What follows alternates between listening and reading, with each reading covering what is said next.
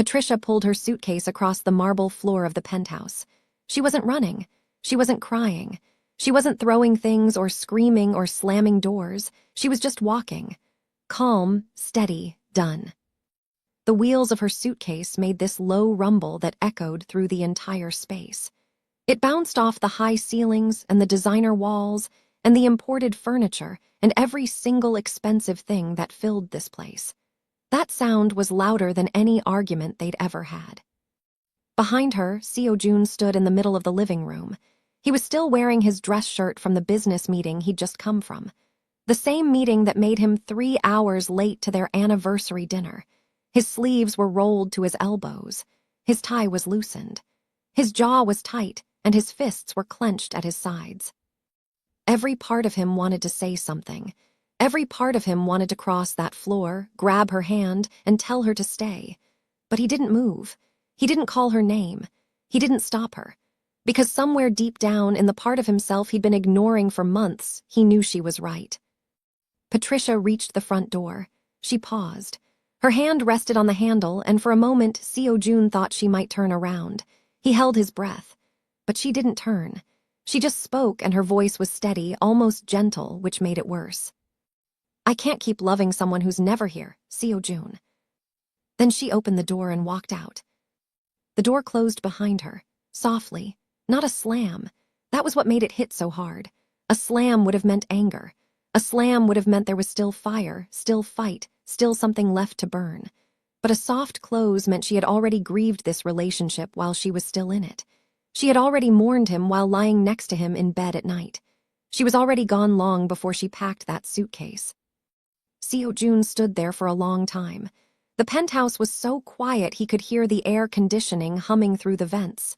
His phone buzzed on the kitchen island. Another notification. Another deal. Another thing that needed him. He didn't answer it. He walked to the floor-to-ceiling windows and looked down. He watched Patricia cross the driveway below. She loaded her suitcase into the trunk of her car. She didn't look up. She got in, started the engine, and pulled out. The taillights disappeared around the bend, and then she was gone. Now, to understand why this moment shattered Seo-jun, you need to understand who this man was.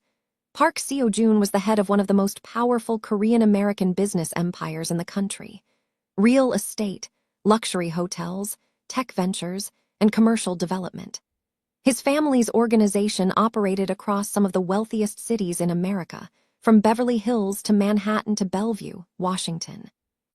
People in the business world called his network the syndicate because of how tight, how loyal, and how impenetrable his circle was. And because of his Korean heritage and the way he commanded every room he walked into, the streets and the boardrooms alike called him a mafia boss. But Seo-jun didn't deal in violence. He didn't deal in blood. His power came from money, strategy, influence, and the kind of loyalty that made powerful men follow him without question. He was 34 years old, sharp as a blade, disciplined in every area of his life. Except one. He was terrible at showing up for the woman he loved. And Patricia wasn't some woman who needed his money or his name or his penthouse. She was 28, a black woman with fair skin and natural curls she usually pinned up when she was stressed. She worked as an interior architect for high-end residential projects. She had her own career, her own income, her own ambition. She didn't fall for Seo-jun because of what he had. She fell for who he was at the beginning, the version of him who was present, who was attentive, who once drove 40 minutes just to bring her soup when she had a cold. But that version of Seo-jun had slowly disappeared behind conference calls, overseas trips, emergency board meetings, and a phone that never, ever stopped ringing. The anniversary dinner was just the final drop in a glass that had been overflowing for months. Patricia had made a reservation at a restaurant in Old Town Scottsdale. She'd gotten there early, lit candles on the table, ordered water and waited. 20 minutes passed, then 40, then an hour. The waiter came by for the third time, gently asking if she was ready to order. She smiled politely and said she was still waiting. She texted Seo-jun. He replied, 20 more minutes. 20 more minutes came and went, then 30 more, then nothing, no call, no update, just silence. After 2 hours, Patricia paid for her glass of water, left the restaurant, drove home, and started packing. Not out of spite, not out of drama, out of pure, bone-deep exhaustion. She was tired of being the only person who showed up for their relationship. Back in the empty penthouse, Seo Jun's phone buzzed again. This time it was Dowan, his right-hand man and most trusted advisor. He picked up. "Cancel everything tomorrow," Seo Jun said. Dowan was silent for a beat. "All of it." Seo Jun hung up without answering. He sat down on the couch where Patricia used to fall asleep waiting for him to come home. Her perfume was still on the cushion.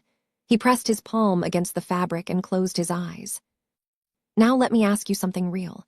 Do you think not giving a partner or a spouse good time and attention is enough to end a relationship or marriage?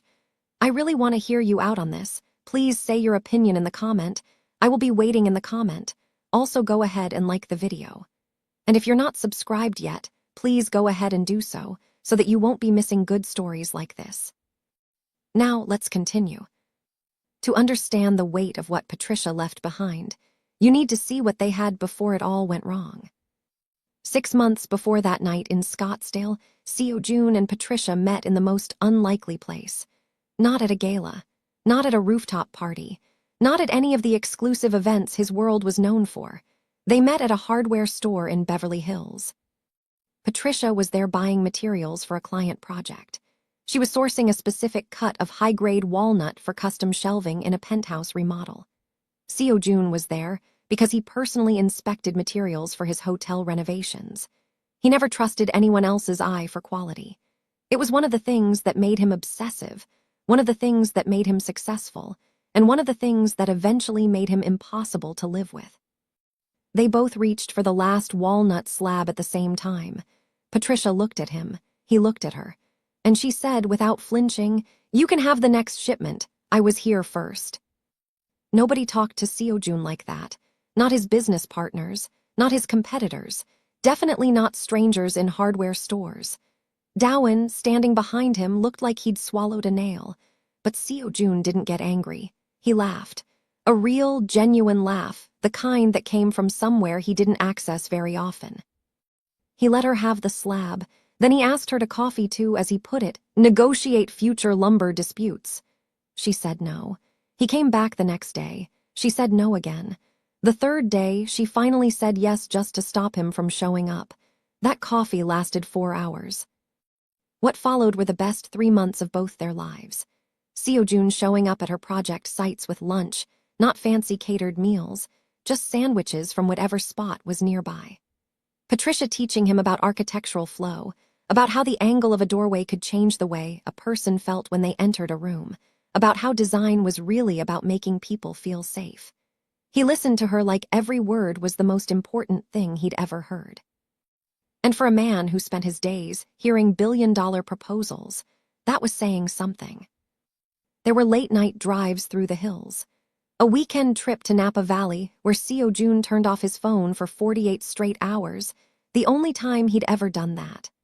Patricia cooking dinner in his kitchen while he sat at the counter and just watched her, not checking emails, not taking calls, just watching her move through his space like she belonged there.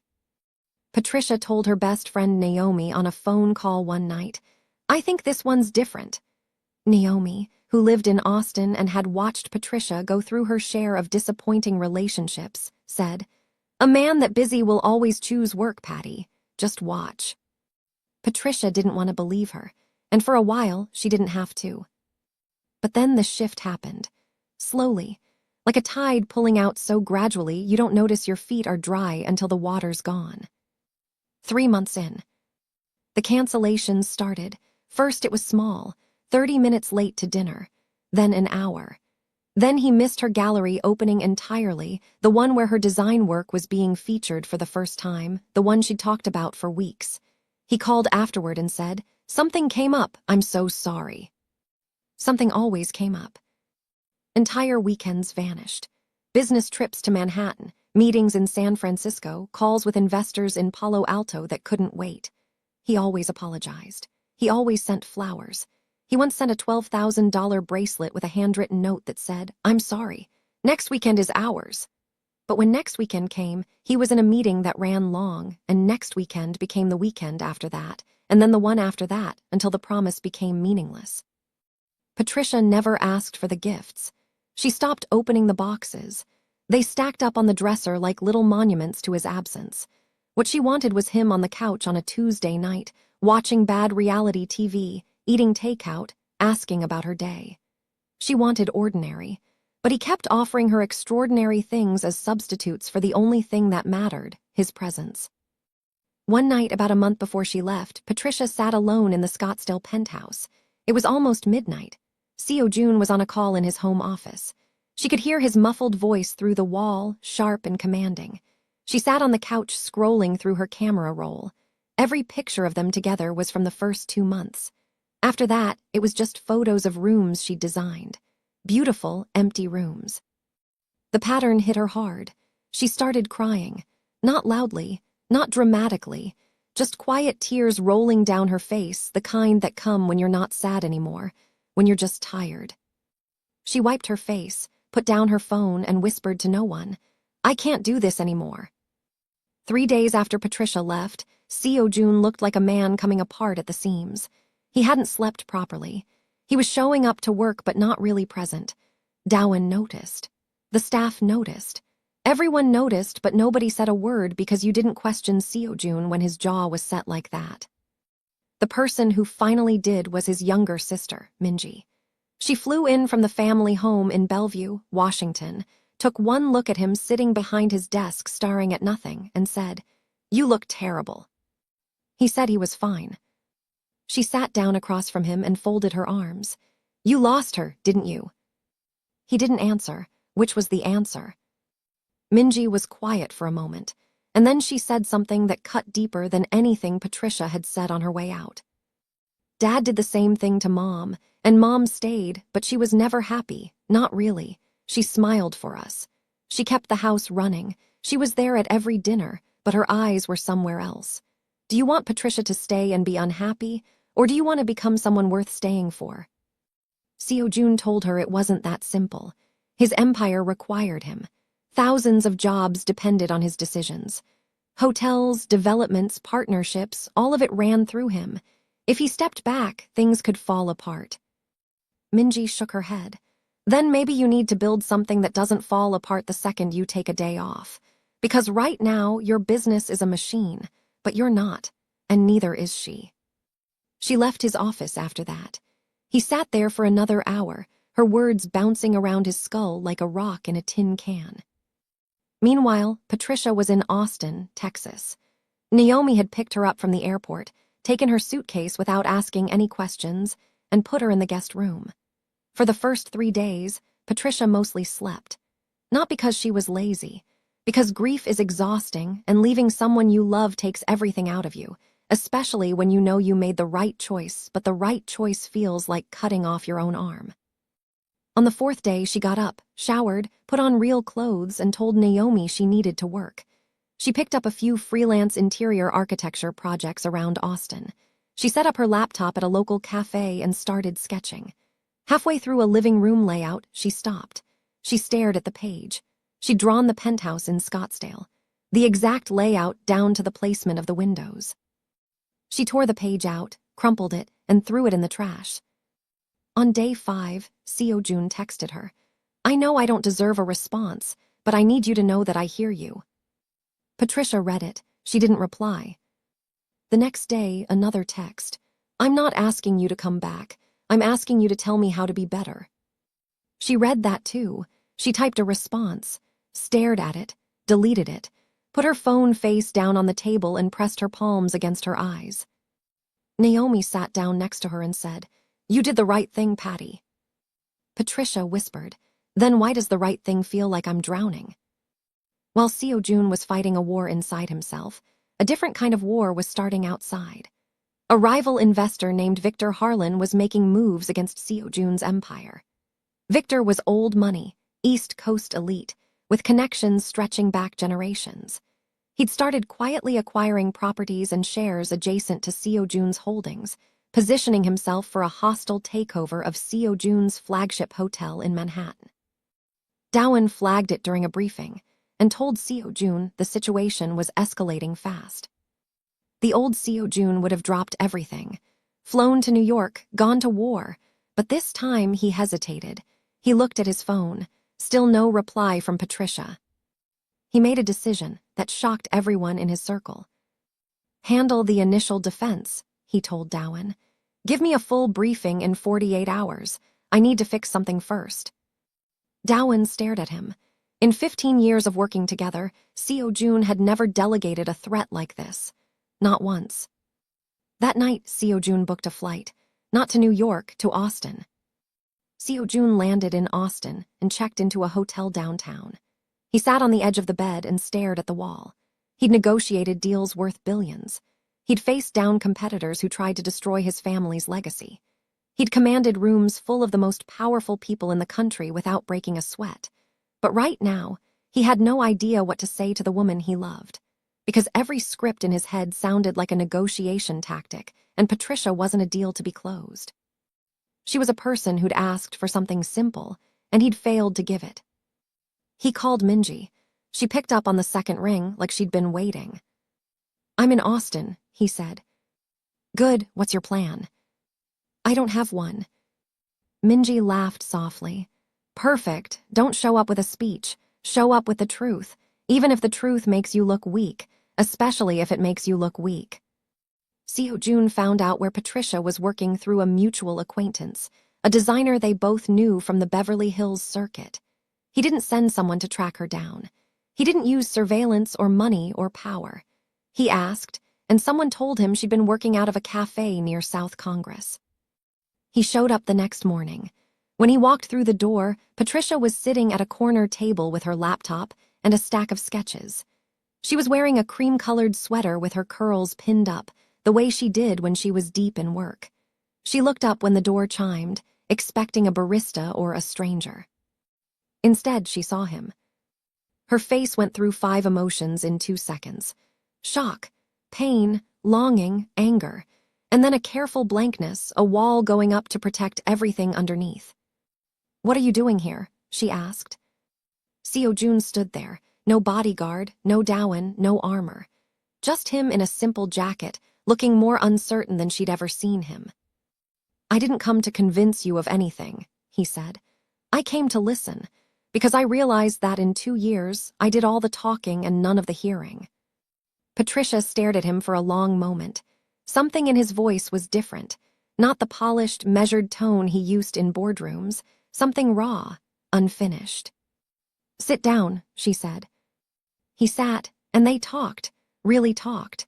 For the first time in months, there was no phone buzzing between them, no assistant calling with emergencies, no deal waiting in the background, just 2 people who loved each other sitting across a table covered in sketches and coffee cups. Patricia told him everything, how she felt invisible in their relationship, how the gifts started to feel like receipts for time he never intended to give, how she began wondering if she was just another acquisition, something he obtained and then stopped maintaining because there was always something newer, bigger, and more urgent. That last part hit Seo-jun like a freight train. His eyes actually watered. And he looked away because he was not a man who showed that kind of vulnerability in public. He swallowed hard and said, "You were never something I acquired. You were the only thing in my life that felt real." Patricia leaned forward. "Then, why did you treat our time together like it was optional?" He opened his mouth and then closed it. He didn't have an excuse. He didn't have a good reason. The honest answer was that he'd spent his entire adult life believing that his value came from what he built, what he controlled, what he managed. And somewhere along the way, he'd started treating his personal life the same way he treated business, something that could be rescheduled. He said that out loud, all of it, no polish, no spin, just the ugly truth. And that honesty, the absence of excuses, was what made Patricia believe him for the first time in months. But she didn't take him back. "I believe you love me," she said quietly. "I've never doubted that, but love without presence is just a nice idea, and I can't live inside a nice idea anymore." She told him she needed to see change, not hear about it, not read about it in a text. She needed real, sustained, uncomfortable change the kind that costs something, the kind that actually restructures your life and not just your words. Seo Jun nodded. He didn't argue. He didn't beg. He accepted her boundary, and that acceptance, that respect for what she needed, was the first real sign of growth he'd shown. He stood up to leave, and as he reached the cafe door, his phone rang. Dowen. He answered, and what he heard made his stomach drop. Victor Harlan hadn't just gone after the Manhattan hotel. He was now targeting property portfolios in Palo Alto and a tech venture in Seattle. This wasn't a business play anymore. Dowen had done some digging. Harlan had connections to old rivals of Seo Jun's father. This vendetta went back 20 years. Seo Jun was now caught between two wars, one for his empire, one for the man he was trying to become, and for the first time in his life, he wasn't sure he could win both. Patricia watched his car drive away through the cafe window. Naomi appeared beside her and sat down. "You okay?" Naomi asked. Patricia shook her head slowly. "No, because I still love him, and that's the problem." Seo Jun flew to New York to deal with the Harlan situation. He set up operations out of his corporate office in Midtown Manhattan, and for the first 72 hours, it felt like the old days. Wall-to-wall meetings, strategy sessions, phone calls at midnight. But on the third night, he stopped. He sat alone in his office looking at the calendar on his desk. It was packed, every single hour filled, and he heard Minji's voice in his head saying, "Maybe you need to build something that doesn't fall apart the second you take a day off." The next morning, Seo Jun did something that shocked his entire organization. He promoted Dowen to Chief Operating Officer with full decision-making authority.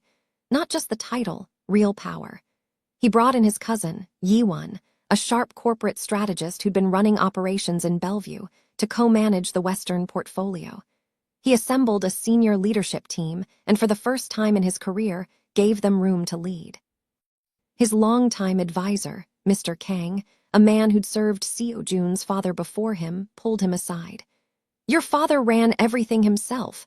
That's what made him powerful." Seo Jun looked at him and said, "My father died at 58 from a heart attack at his desk with nobody beside him. I'm not doing that." Mr. Kang had nothing to say to that. Meanwhile, Seo Jun studied the Harlan situation with fresh eyes. Victor Harlan was old money, connected, and patient. He'd spent over a decade building toward this moment. His father had been outmaneuvered by Seo Jun's father in a massive real estate deal in San Francisco years ago. The Harlan family lost millions and nearly went bankrupt. Victor had never forgiven. He'd never forgotten. He'd simply waited. Seo Jun met Victor face-to-face at a business forum in Midtown. Victor was polished, dressed perfectly, smiling that kind of smile that never reaches the eyes. "Your father was brilliant, I'll give him that," Victor said, sipping his drink. "But brilliance without legacy is just a story people forget." Seo Jun looked at him calmly. "And revenge without purpose is just wasted time, something you seem to have too much of." The tension between them could have cut glass. Both men knew what was coming. In Austin, Patricia was facing her own crossroads. A major design firm reached out to her about a lead architect position on a luxury residential project in Greenwich, Connecticut. It was one of the wealthiest enclaves in the country and a dream opportunity for someone at her stage in the career. Naomi was thrilled. But Patricia hesitated. Greenwich felt too close to Seo Jun's world. His network, his circles, his gravitational pull. Naomi shut that down fast. "Girl, you cannot avoid an entire state because your ex does business nearby. This is your career. This has nothing to do with him. Take the job." Patricia took the job. What she didn't know was that her new client for the Greenwich project was an older woman named Catherine Harlan, Victor Harlan's mother. Patricia had absolutely no idea about the connection. Catherine was warm, elegant, recently widowed, and immediately drawn to Patricia's design sensibility. "You design spaces that feel like they have a soul," Catherine told her during their first meeting. "Most architects just give me walls." Patricia smiled, not knowing she'd just walked into the center of a storm. Back in Manhattan, Seo Jun was going through Patricia's social media late one night. She'd posted a photo of a mood board for a new project. The location tag said Greenwich, Connecticut. His hands went still on his phone. Greenwich, that was Victor Harlan's territory, his family's roots. Something about this felt wrong, but he couldn't put his finger on it yet. Patricia settled into the Greenwich project and quickly found that Catherine Harlan was one of the best clients she'd ever worked with. The woman had taste, patience, and a genuine interest in the creative process. She invited Patricia for tea after meetings, told stories about her late husband, the family's history in real estate, and her son Victor, whom she described with a complicated sadness. "He's so consumed with the past that he's forgotten how to live in the present," Catherine said one afternoon, staring out the window of her estate. Patricia felt something twist in her chest. Those words could have been about CO June 6 months ago. She almost said something but held back. Victor Harlan showed up at his mother's estate a few weeks into the project. He met Patricia casually, and she found him polished and pleasant, surface-level charming. But during their conversation, he picked up on something she mentioned in passing about having connections to the Korean business world. She didn't specify. She didn't need to. Victor filed it away like a card in a deck. He did his research that night. It took him less than 20 minutes to confirm that Patricia was Park Seo-joon's ex-girlfriend. Victor was smart enough not to go after Patricia romantically. That would have been obvious and clumsy. Instead, he started leveraging their professional proximity as a psychological weapon. At a business event the following week, he casually mentioned to several attendees that he was working closely with a brilliant designer named Patricia on his family estate. He dropped her name in circles where he knew it would travel back to Seo-joon. It did. When the information reached Seo-joon, he called Dowan immediately. "Is Harlan using her?" Dowan investigated and reported back within 24 hours. "She doesn't know about the connection between Harlan and us. She took a legitimate job through a legitimate firm, but Harlan definitely knows who she is now, and he's using the association to get under your skin." Seo-joon was furious, not at Patricia, never at Patricia, but the situation was a trap either way. If he warned her directly, it would look controlling, like he was inserting himself into her professional life after she specifically asked him for space. If he stayed silent, Harlan could manipulate the situation to use her or hurt her as a proxy. He chose a middle path. He called Minji. "I need you to reconnect with Patricia," he said. "Naturally, like you're just catching up." Minji paused. "Is she in trouble?" "She might be, and she doesn't even know it." Minji texted Patricia casually, saying she was in the area and would love to grab dinner. Patricia was surprised, but glad to hear from her. They'd gotten along well when Patricia and Seo-joon were together, and Patricia had always liked Minji's bluntness. They met at a restaurant in Greenwich. Halfway through dinner, Minji carefully asked about the project and the client. When Patricia mentioned the Harlan name, Minji's expression changed just slightly, a flicker, barely visible, but Patricia caught it. "Patty," Minji said slowly, "I'm going to tell you something, and I need you to hear it as a friend, not as Seo-joon's sister." Minji told her the big picture, the rivalry, the vendetta, Victor Harlan's years-long campaign to dismantle Seo-joon's business empire, and the fact that Patricia's proximity to the Harlan family could be used as leverage. Patricia sat back in her chair. She wasn't scared. She was angry, not at Minji, not even at Harlan yet. She was angry at the universe for constantly pulling her back into Seo-joon's orbit when she was trying to build something entirely her own. The next day, Patricia went back to the Harlan estate for a scheduled meeting about the design plans. Victor was there. He greeted her with his usual polish, made small talk about the project, and then, once Catherine left the room, he changed. He leaned back in his chair and said, "Patricia, I have a proposition for you, one that could change your entire career." He paused. "But I need to know, how much do you still care about Park Seo-joon?" Patricia's blood went cold. Patricia looked Victor Harlan dead in the eye. She didn't flinch. She didn't hesitate. "My relationship with Seo-joon is none of your business," she said. "And whatever game you're playing, leave me out of it." Victor leaned forward. The charm was gone now, replaced by something colder. I'm not playing a game, I'm offering you a choice. I can give you a platform, projects across the entire East Coast, introductions to every major developer in the country. I can make your career untouchable. All I need is some insight into how Seo Jun operates, his patterns, his pressure points, what makes him fold. Patricia stood up slowly. She gathered her portfolio from the table and looked at him with the kind of quiet fury that doesn't raise its voice because it doesn't need to. You want me to spy on a man I loved for a promotion. Do I look that small to you? She walked out. No dramatic exit. No door slam. Just a woman leaving a room because she refused to become a weapon in someone else's war. She got to her car, sat inside, and her hands were shaking, not from fear, from rage. She gripped the steering wheel until her knuckles turned pale. Then she pulled out her phone and did something she hadn't done since the cafe in Austin. She called Seo Jun.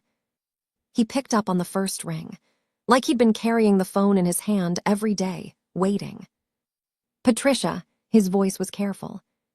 She told him everything, Victor's offer, the questions, the setup, all of it. Her voice was steady and sharp, the way it got when she was done being polite. Seo Jun was quiet for a long time after she finished. Then he said, I'm sorry you got pulled into this. Patricia fired back. I'm not calling for an apology. I'm calling because I don't let people use me, and I need you to know that whatever Harlan is planning, he's not getting to you through me. Not now, not ever. There was a pause on the line. Then Seo Jun said very quietly, I never doubted that, not for 1 second. Something shifted between them in that silence. Not a reconciliation, but a remembering. They remembered why they fell for each other in the first place, because they were both people who didn't bend. Seo Jun launched his counter-strategy. But instead of going head-to-head with Harlan in a public corporate war, he did something unexpected. He reached out to every investor, partner, and firm that Victor Harlan had burned over the past decade. And there were many. Former partners who'd been pushed out of deals, investors who'd been fed false projections, companies that had been squeezed and discarded. Seo Jun didn't build an army. He built a coalition. He didn't threaten anyone. He simply created a space where people who'd been hurt by Harlan could finally act on it. Within 2 weeks, Harlan's financial allies started pulling back, not because of pressure, but because they looked at Victor's play and realized it was personal revenge dressed up as business strategy. And in the world of serious money, personal vendettas were bad investments. Catherine Harlan called Patricia a few days later. Her voice was heavy with shame. I had no idea my son was involving you in his vendetta, she said. That is not what I raised him to be. Patricia was gracious. You're not your son, Catherine, and I'll finish your project because I committed to it and because you deserve a beautiful home. Catherine cried on the phone. Through her tears, she said, You remind me of someone I used to be. Don't let bitterness win, dear, not in them and not in you. That night, Seo Jun sat alone in his Manhattan office. Dowen came in with good news. Harlan's position was crumbling. His investors were retreating. The hostile takeover was falling apart. But Seo Jun wasn't celebrating. He was staring at his calendar. For the first time in years, there were open blocks, empty hours that Yiwon and Dowen were covering. And he realized something that scared him more than any business rival ever had. He had free time, and he had no idea what to do with it. He'd spent so long being busy that stillness felt like drowning. He picked up his phone and typed a message to Patricia. You once told me you wanted ordinary. I'm trying to learn what that looks like. It's harder than anything I've ever done. Patricia read it in her Greenwich apartment, sitting cross-legged on her bed. She smiled for the first time in weeks. She didn't respond, but she didn't delete it either. 3 months passed. In those 3 months, Seo Jun rebuilt his life the way Patricia rebuilt rooms, with intention, with care, with attention to the things most people overlooked. He let Yiwon and Dowen run the day-to-day operations. The Harlan threat had collapsed entirely. Victor's investors pulled out, his hostile takeover attempt crumbled, and he was now dealing with his own internal board revolt. He wasn't destroyed, but he was neutralized. Catherine Harlan actually sent Seo Jun a personal, handwritten letter thanking him for not trying to ruin her son completely. She wrote, "Mercy is the rarest form of power." Seo Jun visited his mother, Yuna, in Bellevue. Yuna was a quiet, elegant woman who rarely inserted herself into her son's business life. She believed children had to make their own mistakes and find their own way back. But when Seo Jun sat at her kitchen table and told her everything about Patricia, the meeting, the love, the failure, the loss, she listened without interrupting. When he finished, she said, "Your father loved me, I never questioned that, but he loved his work more. And I accepted it because that was what women in my generation did. We stayed. We endured. We called it strength." She paused. "But I see you choosing differently. Don't stop choosing differently, Seo Jun." He didn't trust himself to speak, so he just nodded. In Greenwich, Patricia finished Catherine's project.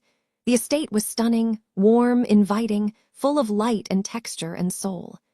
Catherine hosted a small gathering to reveal the finished design, and Patricia's work caught the attention of several other high-end clients in the area. Her career was growing on her own merit, through her own talent, on her own terms. Naomi flew in from Austin for the event. That night, over wine at Patricia's apartment, Naomi asked the question she'd been holding back for months. "Have you talked to him?" Patricia was quiet for a moment. Then she admitted she'd been reading Seo Jun's texts. He sent one every few days, never pressuring, never asking to meet, never begging, just small updates on his life. "Went to a farmer's market today. Didn't know peaches had varieties. Cooked dinner for Minji. Burned the rice, but the bulgogi was okay. Read a book for the first time in 3 years. It was about architecture." Naomi's eyebrows shot up. "He's reading about architecture." Patricia nodded, trying not to smile and failing. Naomi leaned back and said, "Girl, that man is learning your language." A week later, Minji called Patricia. "My mom wants to meet you," she said. "Not in a business way. She wants you to come to a family dinner at her house in Bellevue." Patricia's heart started pounding. A family dinner. "Yeah, just us. Mom, me, Yiwon, Dawan, and Seo Jun." Patricia was quiet. Minji added, "My mom said, and I'm quoting here, 'I want to meet the woman who made my son become a human being.'" Patricia laughed, but her hand was shaking when she hung up. She called Naomi immediately. "Should I go?" Naomi didn't hesitate. "You should have gone yesterday." Patricia flew to Bellevue. Yuna's home wasn't what she expected. It wasn't a mansion. It was a beautiful house, well-kept and warm, filled with family photos and the smell of Korean food. Yuna greeted Patricia at the front door, took both of her hands, held them, and said in accented English, "My son has good taste in one thing, at least." Patricia laughed, and just like that, the tension in her chest loosened. Seo Jun was in the kitchen, helping cook, sleeves rolled up, no suit, no tie, no watch, no armor. When he heard Patricia's voice in the hallway, he turned around. When he saw her standing there in the doorway, he froze. She froze too. The entire room held its breath. He said, "You came." She said, "Minji's very persuasive." He laughed, that same real laugh from the hardware store, the one that had made Dawan look like he'd seen a ghost. They didn't rush anything. They sat at the dinner table with Minji, Yuna, Yiwon, and Dawan. They ate together. Seo Jun served his mother first, then Patricia, then everyone else. His phone was not on the table. It was not in his pocket. It was in another room. Patricia noticed. She didn't say anything, but she noticed. After dinner, they stepped out onto the back patio. The Bellevue skyline was soft and glowing in the distance. Patricia said, "You're different." He said, "I'm trying to be." She shook her head. "No, you are different. I can feel it." Seo Jun turned to face her fully. "I'm not going to promise you I'll be perfect. I'll still mess up. I'll still work too much sometimes. I'll still forget things. But I can promise you this.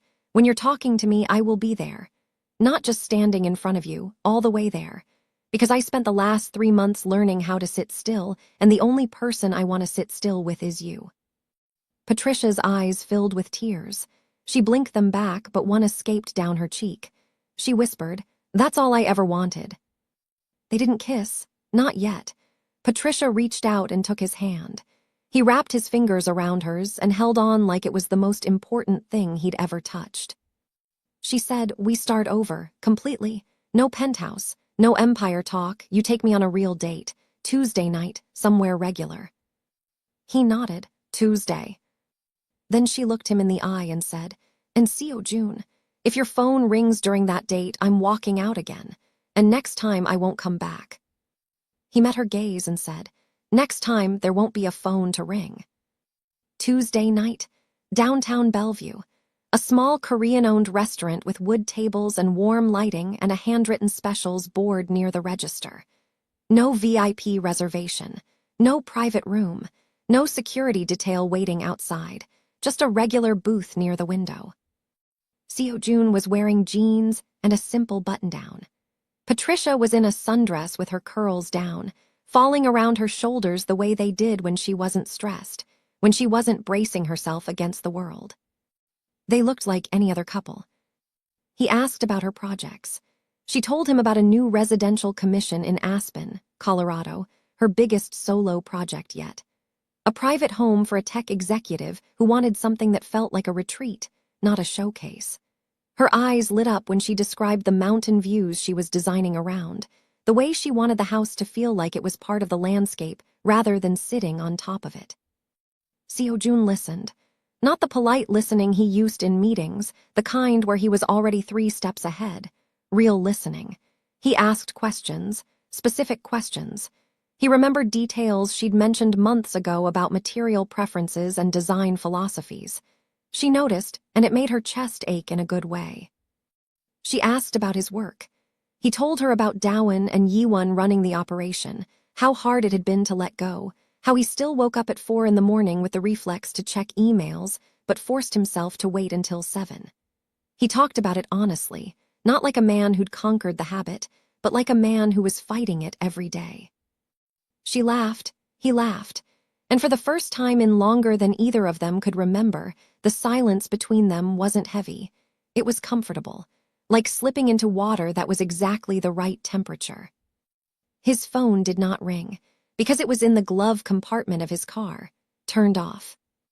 Over the weeks and months that followed, they rebuilt. Slowly, intentionally. The way you rebuild anything that matters, with patience, with honesty, and with the understanding that what broke wasn't the foundation but the attention they gave it. Weekend trips where June was fully present. Hiking in Sedona, where he complained about the heat and she took pictures of every red rock formation they passed. A food festival in Portland, where they ate too many dumplings and he admitted he couldn't handle the spice level of a chili booth, which she never let him live down. A quiet weekend in Carmel by the Sea, where they walked the beach at sunset and talked about the future. Not a business plan, not a strategy. Just what they wanted their life to look like. He met Naomi officially. Naomi sat him down at a restaurant in Austin and interrogated him for 45 solid minutes. Where was he when Patricia was crying alone in his penthouse? What exactly was he going to do differently? Did he understand that Patricia wasn't a backup plan? June took every question. He didn't get defensive. He didn't charm his way out. He answered honestly, even when the honest answers made him look bad. At the end of the dinner, Naomi leaned over to Patricia and said, "Okay, he's earned a probationary pass, but I'm watching." Patricia burst out laughing. June exhaled like he'd just survived a business acquisition. Patricia visited Yuna again in Bellevue, just the 2 of them this time. Yuna taught her how to make June's favorite dish, kimchi jjigae. The recipe had been in the family for generations. While they stood side by side in the kitchen, Yuna chopping and Patricia stirring, Yuna said quietly, "He calls me every Sunday now. He never used to call." Patricia's hand paused on the ladle. Yuna smiled. "That's because of you." And June's empire. It didn't collapse because he stepped back. It thrived. Dowan brought a level of operational precision that freed up resources. Yiwon brought fresh perspectives on expansion that June had been too buried in details to see. The company moved into sustainable luxury development, partly inspired by Patricia's design philosophy about spaces that work with their environment rather than against it. June was still the leader, still the name, still the vision. But he was no longer the single thread holding everything together. He'd built something that functioned beyond his constant presence. And that, ironically, made him more powerful than he'd ever been when he was grinding himself to dust. Victor Harlan quietly approached Seo Jun's team 6 months later about a potential joint venture. Not as an enemy, as someone who had run out of fight and run out of allies and needed a bridge back to respectability. Seo Jun agreed to take a meeting, but he sent Dowen instead. Dowen handled it. Seo Jun spent that day at a furniture expo in Chicago, where Patricia's work was being featured. She was presenting her designs to a room full of industry leaders, developers, magazine editors, and architects who had been doing this for twice as long as she had. She spoke with confidence and clarity, walking the audience through her philosophy, her projects, her vision for residential spaces that actually served the people living in them. Seo Jun stood at the back of the room. He didn't draw attention to himself. He just watched her, the way she commanded the space, the way people leaned in when she spoke. The pride in his chest was almost unbearable. She caught his eye from the stage and gave him the smallest smile, barely visible to anyone else. But to him, it meant everything. 1 year after Patricia had walked out of the Scottsdale penthouse, Seo Jun took her back to the hardware store in Beverly Hills. The store had been renovated since then, new shelving, better lighting, expanded inventory. But the lumber section was still there. He walked her to the exact spot where they'd argued over the walnut slab. "You brought me to a hardware store," Patricia said, laughing. "Again." "I brought you to where it started," he said. Then he reached into his jacket, not a ring box, a key, a single key on a simple keychain. Patricia looked at it. "What's this?" "A house," he said. "Not a penthouse, a house in Bellevue, near my mom, with a design studio built into the east wing." He paused. "I had Yiwon find the land, but I want you to design the rest. Our home, together, only if you want to." Patricia took the key. She held it in her palm and stared at it, and her vision blurred because she was crying. And she didn't care, and she didn't wipe her eyes. She just let the tears come. "You built me a studio," she whispered. "I built you a place where your work and our life exist in the same space," he said. "Because I never want you to feel like you have to choose between the things you love. Not ever again." She pulled him in and kissed him.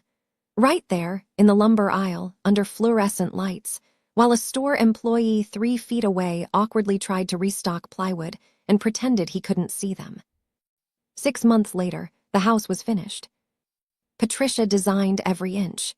The living room had a wall covered in framed photographs, their trip to Sedona, the food festival in Portland, Yuna's dinner table, Naomi's birthday party, the furniture expo in Chicago.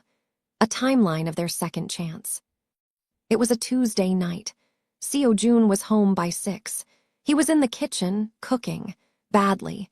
The garlic was burning, and he was frowning at a recipe on the counter like it had personally offended him. Patricia was in her studio, sketching plans for the Aspen project. She heard a small crash, something that sounded like a spatula hitting the floor, followed by a word in Korean she was pretty sure was a curse. She smiled, set down her pencil, and walked into the kitchen. He was standing at the stove with sauce on his shirt, holding a wooden spoon like he wasn't sure what it was for. She leaned against the doorframe and laughed. He looked up at her, and despite the mess, despite the burning garlic, despite the chaos on every counter, he grinned. She said, "You know, I almost didn't come back." He set down the spoon. "I know." "What would you have done?" He walked over to her. He took her face gently in both hands, sauce-stained fingers and all, and looked at her the way he looked at her that first day at the hardware store, like she was the most unexpected and important thing he'd ever found. "I would have kept trying," he said, "every day until you either came back or told me to stop." He paused, and even then I probably wouldn't have stopped. She leaned into his hands, her eyes closed. She breathed. His phone buzzed on the counter behind them, a single vibration against the marble. They both heard it. Seo Jun glanced at it. Then he looked back at Patricia. Then he looked at the phone one more time. He walked over, picked it up, turned it off, and put it in a drawer. "Dinner first," he said. "Everything else can wait."